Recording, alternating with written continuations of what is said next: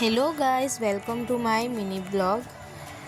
তো প্রথমেই আমি আজকে বিলাহিগুলোকে কেটে নিয়েছি।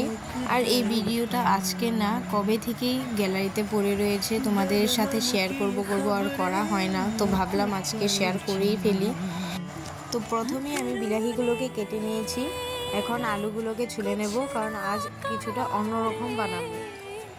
তো আলুগুলোকে ছুলে নিয়েছি। এখন কড়াইতে সাদা তেল দিয়ে দিচ্ছি। তেলটা গরম হয়ে আসলে ফোড়নে দিয়ে দেব যেগুলো মশলা লাগে। আমি যেমন করে বানিয়েছি তোমরাও তেমন করে বানিয়ে দেখো, নিশ্চয়ই তোমাদের ভালো লাগবে। তো এখানে আমি ফোড়নে দিয়েছি এলাচ, দারচিনি, লবঙ্গ, এগুলোকে দিয়েছি। আর দিয়েছি সঙ্গে গোটা জিরা, আর দিয়ে দেব সামান্য পরিমাণে আদা থেতলানো। এখন আমি এতে দিয়েছি তেজপাতা, আর দিয়ে দেব আদা থেতলানো। ভালো করে মশলাটাকে কিছুক্ষণ ফোড়নের মশলাটাকে ভেজে নেব। তারপরে এতে দিয়ে দেব এক এক করে আলুগুলোকে। বলেছিলাম না, কিছুটা আজ অন্যরকম বানানোর চেষ্টা করব।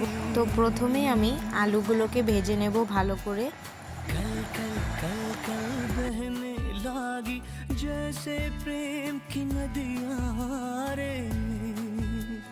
তো এখন দিয়ে দেব পরিমাণ মতো নুন,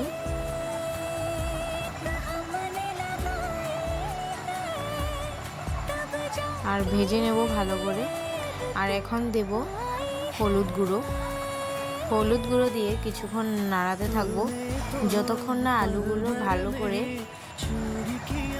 70% ভাজা হচ্ছে। ভালো করে আলুগুলোকে ভেজে নেব। আর এখন দিয়ে দিচ্ছি জিরে গুঁড়ো। এক এক করে মশলাগুলোকে অ্যাড করতে থাকবো। আর দিয়ে দিচ্ছি ধনে গুঁড়ো।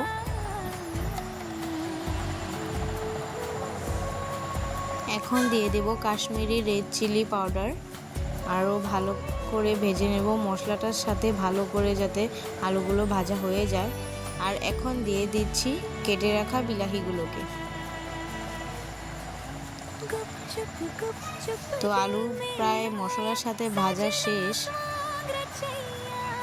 আর লেগে ধরছে কড়াইতে। কিছুটা পরিমাণে জল দিয়ে দেবো যাতে ভালো করে কষে যায়।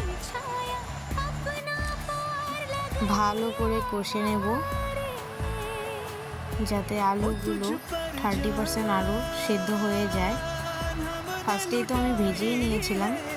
তো এখন আলুগুলো প্রায় হয়েই গিয়েছে, জল শুকিয়ে গেছে, তোমরা দেখতেই পাচ্ছ। আমার আলুর দম প্রায় কমপ্লিট। এখন আমি এতে দিয়ে দেবো গরম মশলা গুঁড়ো দিয়ে নামিয়ে নেব। তো আমার আলুর দম তো কমপ্লিট। তোমরাও এভাবে ট্রাই করো, তোমাদেরও ভালো লাগবে। তো আজকের জন্য এইটুকুই। টাটা, বাই বাই, ভালো থেকো।